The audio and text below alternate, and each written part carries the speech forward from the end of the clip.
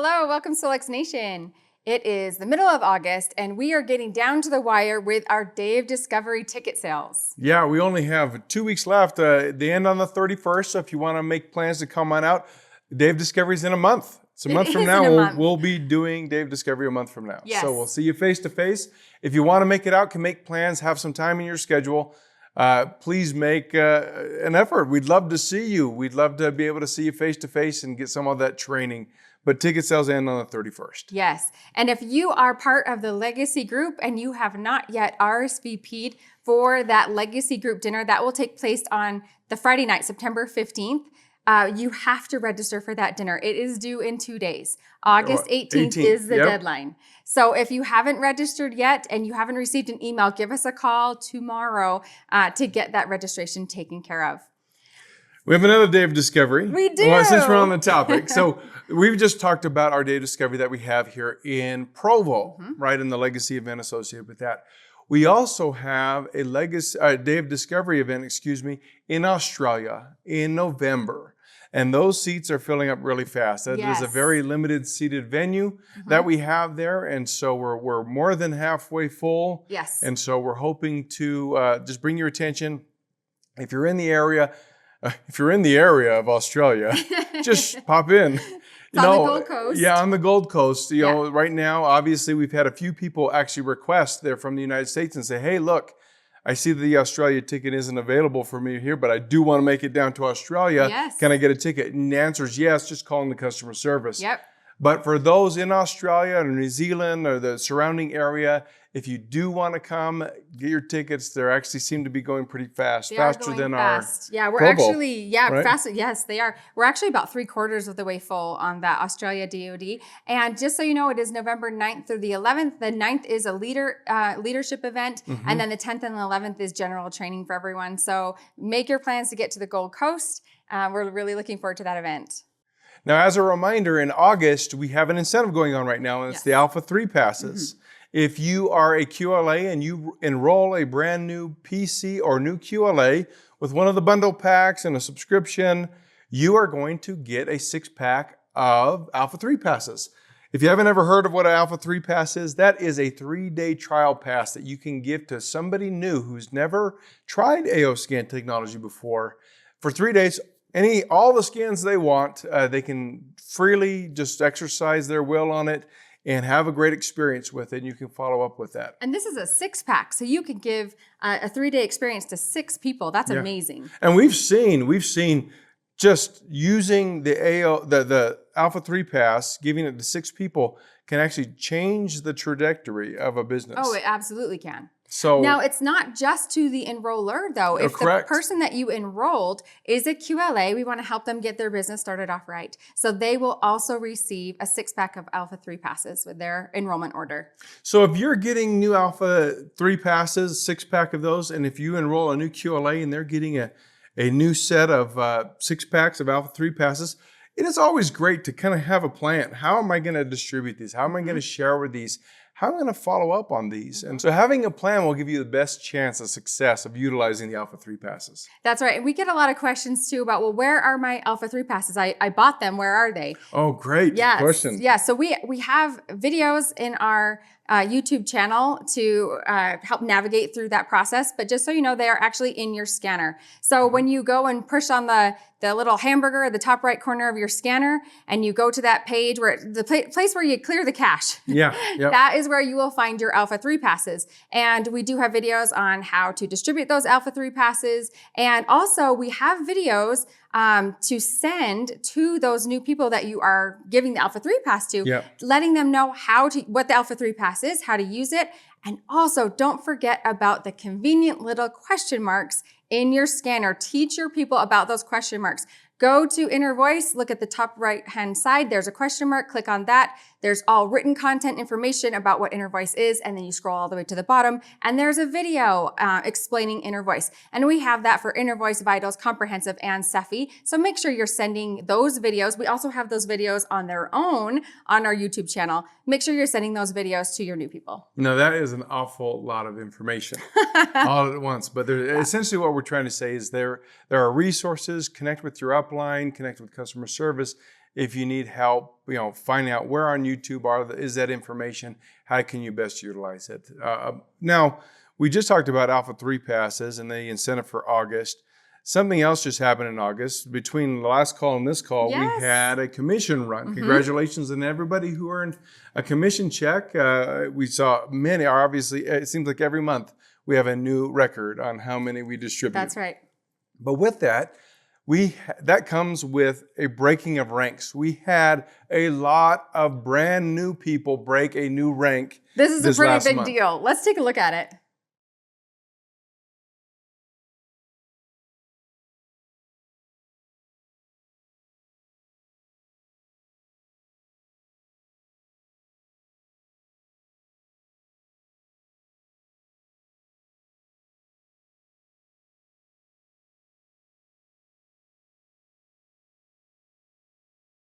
We had so many people on that list. Yep. We had bronze, silver, gold. That is no small accomplishment. No, it is not. Because reminder, that is 3 months of hitting the requirements of those ranks. That's right. But we also had a platinum. That is a huge deal. We had a platinum. Nicole Rodriguez, congratulations. You have worked so hard to get where you are, and we're so proud of you. Yeah, that is every one of you on that. But Nicole, well done because you've obviously broken bronze and silver and gold, and now platinum as a new rank. For all of you who achieved a new rank, well done. We recognize all of the effort, and we hope that you have a chance to thank whoever is helping you along the way. Now, if you're going solo on this one, and you just made it by sheer will and strategy, well done. Yes. We're here to support you. We'd love to help you if we can, but most of us, don't get there on our own. Usually we have somebody else supporting us along the way, whether that's a spouse or a good friend or somebody, a great upline. Congratulate them as well in the process of you achieving your success. That's right.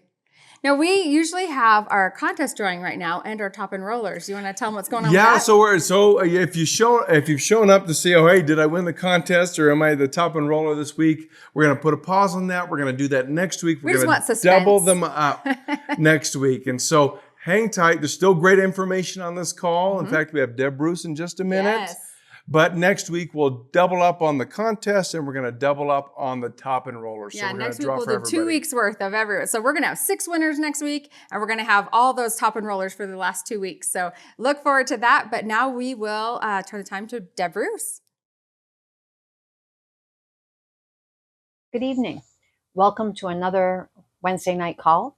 And I'm really glad to be here talking about a subject that a number of questions have come in about.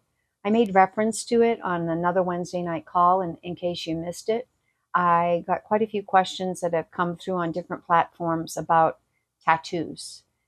We're seeing a lot of people come in with tattoos, and so the question was, what do we do when somebody has tattoos? How do we benefit them when we're doing a mobile scan on them with our mobile scanner? And what should we look for? Any suggestions? So the first thing that I wanted to make clear was that there is so much information on this subject. I went through probably 30, 40 different websites to get the information that we have tonight. And the information that I'm going to give you is really just a fraction of what I saw. So I strongly recommend that you just take tonight's video as a guideline for jumping in and doing some of your own research in order to better educate yourself on what you need to look for when people have tattoos, and also connect the dots from what I'm presenting tonight with other aspects where you can help them with your mobile scanner. The other thing was that I wanted to make clear that I myself, about, it was 13 years ago, I put a lot of research into getting a tattoo myself. And it was for very personal reasons. In fact, when I went to get the tattoo, the person that did it for me said that they couldn't do the tattoo for me unless I told them the story behind it. My tattoo is not a small butterfly or a star or something like that that was just done on the spur of the moment. I literally have a tattoo on my back that is a mural, and it's probably about this big by this big, and it has a lot of personal significance for me. I did it for a specific reason. I'll talk about that later at the end of the video. But he agreed to do it when he heard my reasons, and I had done research in it. But even though I had done research about it, I got to tell you, I didn't know half of what I know tonight. Would I have still gotten it if I knew what I know now? Probably. But I might have asked more questions. I might have inquired more about what was being used. I might have just had a lot more knowledge to have the confidence on what was going to be done with my tattoo if I had the information I have now. So that's why I think it's valuable to dive in and look at it. I'm going to just start out to begin with just a small amount of information on each of the inks. And I really encourage you once again to look up the different types of inks and the different things that are in the inks, because that is what is going to help people that have the tattoos. So the first slide that you're going to see is one on black pigment. And black pigment can have carbon black in it. It can have iron oxides in it. It can have nickel that may be from impurities in the iron oxides. The last one, the benzo, a pyrene, is another thing that can be present. Now, understand that the ones that I'm listing, they aren't necessarily all in every ink. One of the things that really struck me in doing the research was that there is such a wide variety of inks, and there also is a very wide variety of the quality of inks. In fact, one of the research sites that I looked at, there was a tattoo artist that was talking about he is so careful with what inks he uses, and yet even in him being very, very careful, his research led him to see that some of the companies were just slapping a label on as if the inks were actually pure and didn't have X, Y, and Z, yet when he had them analyzed by a lab, they actually had some of the components in it that he did not in any way, shape, or form use knowingly when he was doing tattoos. So the slides that you're going to see in tonight's presentation are a general observation of what may be in a colored ink, and there can be a lot of other components that are in it as well. But like I said, I just wanted to whet your appetite for some of the things that might be present so that you could do some research on your own and even have a wider database to yourself in your mind of what to look for. So the black has what I spoke of already. White can have titanium dioxide and zinc. And recently it showed on the different sites that they often have replaced these ingredients with barium sulfate and white lead. The next color is red or orange. Orange is considered to just be a close cousin of red. The cadmium sulfide, cadmium selenide, mercury sulfide. The last one, as you'll notice on the slide though, is that it's generally not used anymore because of the health risks that are associated with it. Here we have yellow. Again, we have cadmium sulfide, and then pigments are used that are in the white in order to make the yellow brighter. So sometimes you have a combination of the cadmium sulfide and the different ingredients that you will see in the white ink. Green was cobalt, chromium oxide. The green or blue having the cyanine one, and the cobalt mixed with lead chromate. You start to get a picture of some of the things that might cause issues in somebody when they are using the different inks. Purple has the least. It has cobalt and manganese, and it can have a few other components, but it was the one doing research that generally had the least components in it. Something that's of concern is there's more and more people doing black light tattoos and glow-in-the-dark tattoos. Really fascinating looking into this one. There's fluorescent dye in the black light ones and phosphorus in the glow-in-the-dark ones. However, what I saw across many sites was that a lot of artists are considering the phosphorus really unsafe to use. And yet a lot of people are still getting them. So it is something that you're going to want to be aware of and ask about and look into. Another thing that I looked into is some of the carriers and the additives. So here you see a list of ethyl alcohol, methanol, propylene glycol, glycerin. Some inks have formaldehyde. There's wetting agents, stabilizers, thickening agents. Do some of the research into what some of those are, because it's going to really widen your knowledge of what to look for when you're scanning. And then there are some vegan inks which don't have animal byproducts, but even though they don't have the animal byproducts, they still have a lot of the heavy metals, the chemicals, and all of those type of substances that can cause an issue. So what are some of the things when you have a scanner that you want to be thinking about? Well, you're going to want to obviously scan the skin, scan the blood, scan the lymph, scan the liver. Colored inks actually cause more of a allergic reaction than the black ink. Wasn't that many years ago where most of the tattoos had mostly black ink and then occasionally a little bit of color.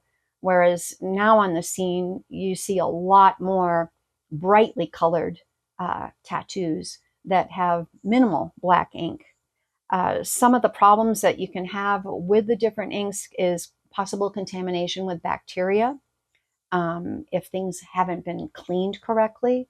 Very important to really do the research when you're considering a tattoo artist or have the person that has the one that you're seeing that has the tattoo to ask, did the person that did their tattoo use fresh sterilized equipment? Did they use fresh containers of ink? Did they, the different things that you would do in order to have it be that it was a sterile, clean environment and usage of the different products. There's potential carcinogenic attributes to some of the things that we just talked about. And if you do research, you'll find that there's even other additives and other ingredients that are in the inks that weren't mentioned tonight just because of a time consideration. After application of a tattoo, the interesting thing that I found across the board research-wise was that there's a large amount of the ink that actually gets absorbed into the body in the first few days. It can be carried by the blood vessels into the body, into the blood system and the lymphatic system. Some of it gets excreted through the kidneys, but it also can be stored. One of the things that I found was that they said that in different people that have had to have operations that exposed the lymph for viewing to the doctors, or in different autopsies on people that had died, they found that people that had tattoos often had different colored lymph nodes in the body where the ink had migrated to and had actually stained the lymph nodes the color of that had been used in the tattoo, which was something that was of concern medically. The other thing is that it can be stored in the liver and can be showing up in the liver.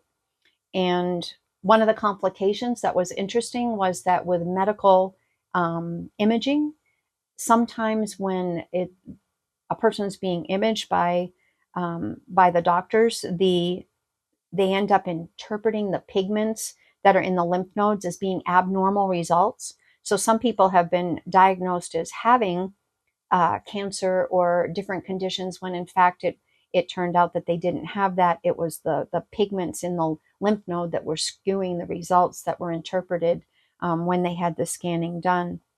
MRIs in particular can have complications when somebody's being scanned. So these are just some of the things that I found in research. There was a host of other considerations that you'll be able to see if you do some of the research into it. So what would the benefit of your scanner be? Okay. Well, you have the ability to regularly scan the areas that would be the most susceptible to issues. And we already talked about the blood. We talked about the liver. It can also affect the kidneys when it's clearing, the lymphatics, the skin itself. You have the ability to optimize, to have the area operate at an optimal frequency in the presence of the risk factors. Because think of it, if a lot of the ink actually gets absorbed after the tattoo is done, the results can show up years later, complications from it. So scanning over the period of time with the tattoo is going to be very valuable to the person in order to manage some of the things that might show up. Some of you have the benefit of having gone through phase 2 and phase 3, and so you have reports that are generated. When those reports are generated, the frequencies resonating in the body show up in the different risk categories.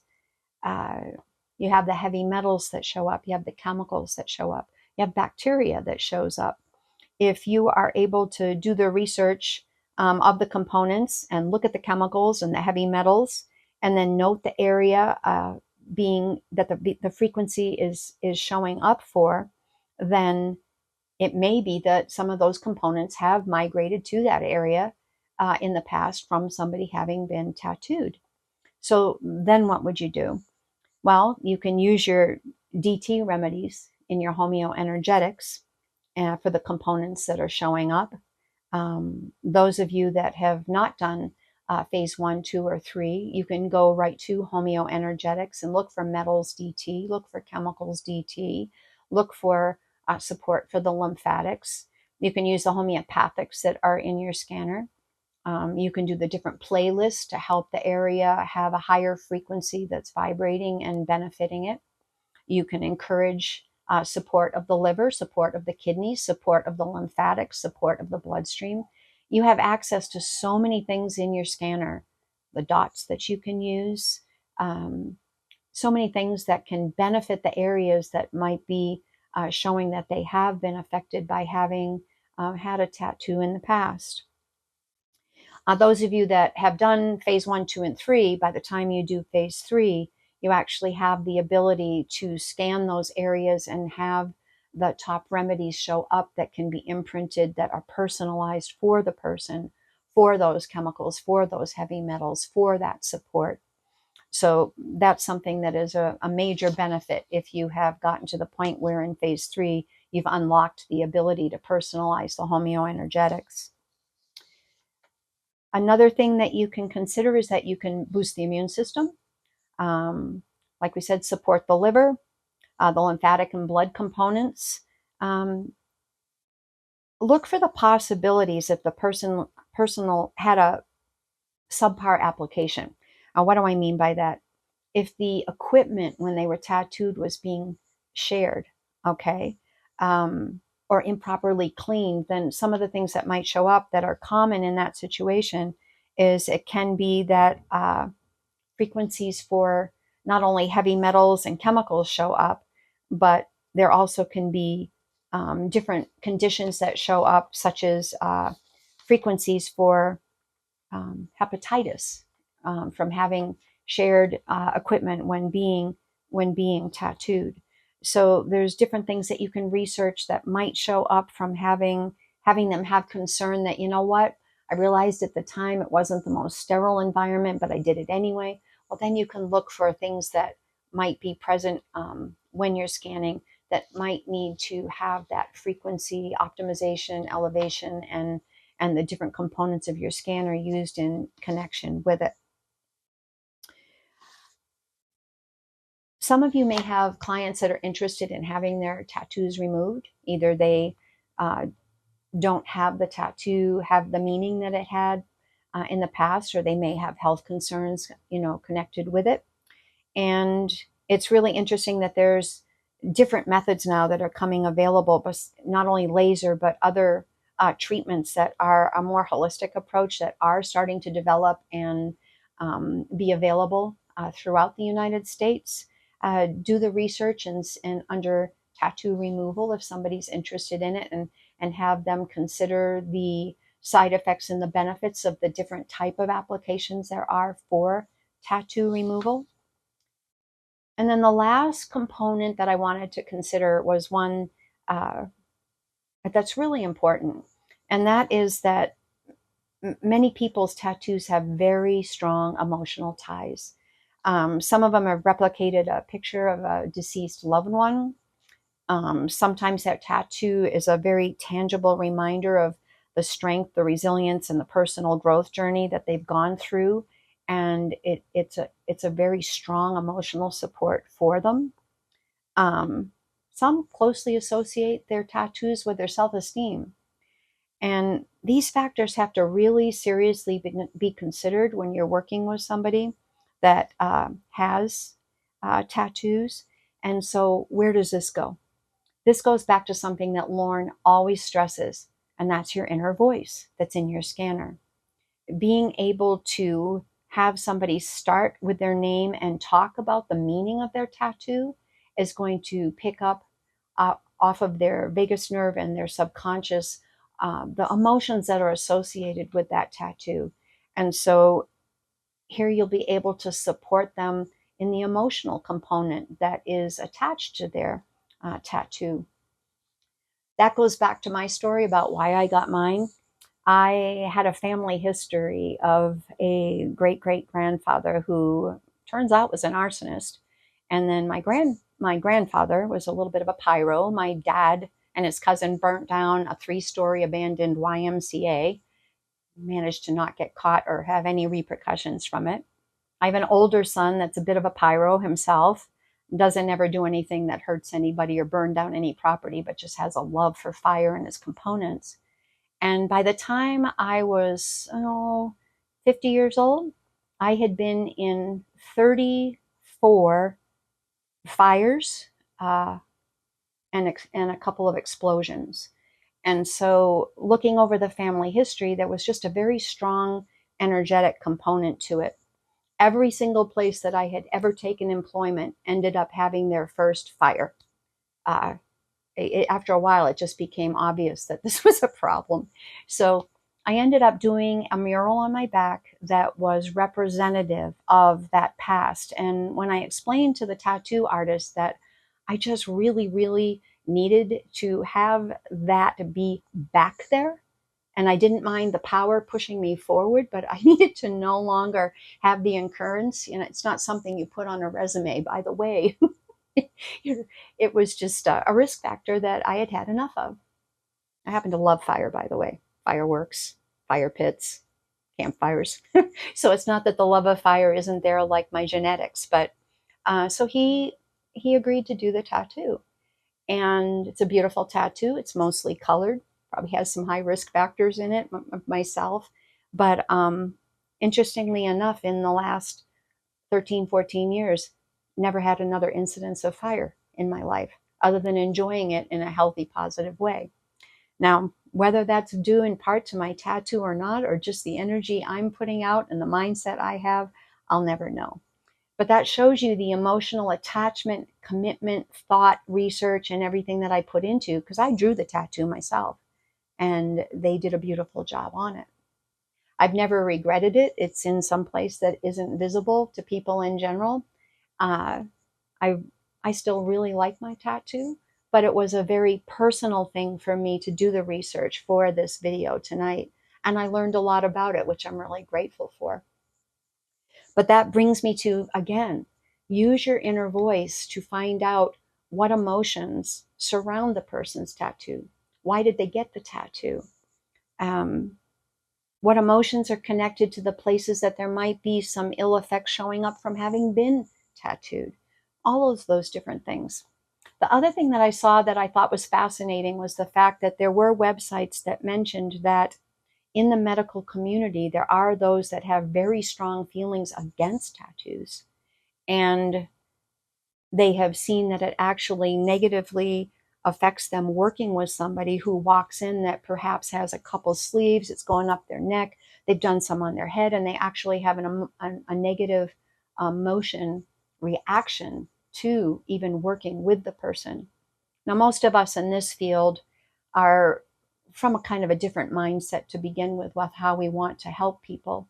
But if we do find that we have some negativity ourselves attached to people having tattoos, then we might want to use the clear function on our scanner. We might want to the shield function on our scanner to not have any interchange of any feelings that we might have about it. I'm sure that it's very few and far between, if any, of us that feel that way, but I felt it was worth mentioning just because I was quite surprised at how many sites I saw that brought up that particular connection. So I felt like it was worth mentioning. So here again, obviously, we're not doing this video because we're for, against anything as far as tattoos are concerned. It's just very, very valuable information to have and for all of you to do further research on so that we can really help those that we scan that have experience getting tattooed, may not have the knowledge about tattoos, or may be concerned about the fact that they had it and wonder what the best thing is that they can do to support their health because they have been tattooed. So I hope that you enjoyed this video. Please do more research on it. I really just scratched the surface in the last 15-20 minutes or so compared to the information that I actually saw. But I just wanted to make sure that you at least got an introduction to some of the things involved with tattoos, the fact that complications can show up years later, and some of the things that you might just delve into in order to help people that have had them. So nice to be with you again on a Wednesday call, and I look forward to talking with you again in the future. Well, we just finished with another lesson from Deb, and she is always so detailed in the information she can give us, especially when it gets down to the databases and vitals and comprehensive. And so, Deb, thanks again for a wealth of information. You know, funny things happen when you're not even counting on it, things that you just never planned on. Last weekend I was over at your place and you were putting down some gravel and some cement, and I was helping with the little compactor to put that down. And when I was done, and I needed to turn that compactor off, and I could not find the stop switch. And you failed to tell me where that was. Anyway, so I couldn't find it, and I thought, well, that looks like maybe a soft switch. And I reached down, I pushed really hard, and it was the exhaust. It wasn't a little soft button, and I ended up with a fairly substantial. Now you have a soft burn. switch. So I have a soft switch. So anyways, got some ice, a bag of ice, and put it on, and then I had a meeting with a friend of mine, and so I had to leave. And I'm driving from your place up to this friend's house, and now the ice had all gone to water. Mm-hmm. And so I stopped at a convenience store and went in and filled my little baggie with ice, put it back on my finger, and kept driving. When I get to my friend's house, it's back down to just water. He goes, Loran, we've got a great product. I've got a great product for burns. He says, it's amazing. I said, really, what is it? He says, it's called gold. And I thought he was just playing with me. And he pulls out the gold and he puts it on a cotton ball and he puts it on my finger, and I put a little bandage around it. And I kid you not, within 5 minutes, it was zero pain, no throbbing, it was gone. And I'm thinking, I looked at him, I said, how did you put an electrolyte to a burn medicine? He said, oh, that's fulvic acid has been known for years to be good for burns. I said, well, I never knew that. And so, did you tell him that gold was one of our products? Hey, I got a great product for you. Fortunately, he knew it was our product. I think he was being just a little dig with me, but I didn't know that. But it was amazing, and it is still amazing. Now I still have the blister, but there's absolutely no discomfort with the blister, and it's going the course of blisters.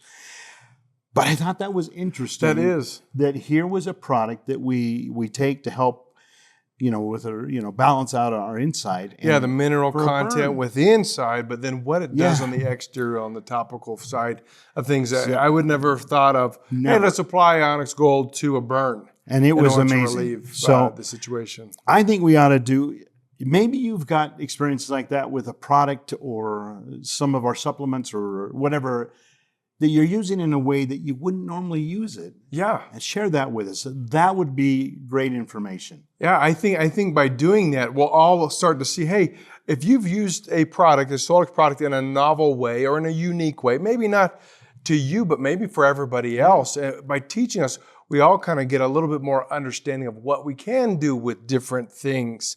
Yeah. Let's give away gold, of course. Yeah, absolutely. To those people who come in on this call, thank you for commenting on the call. Do it here. What is a unique or new way in which you've used a Solex product? And we're going to give away gold next week to 3 people, of course.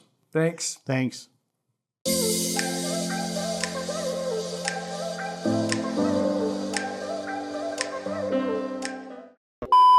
We're really looking forward to that event. All right.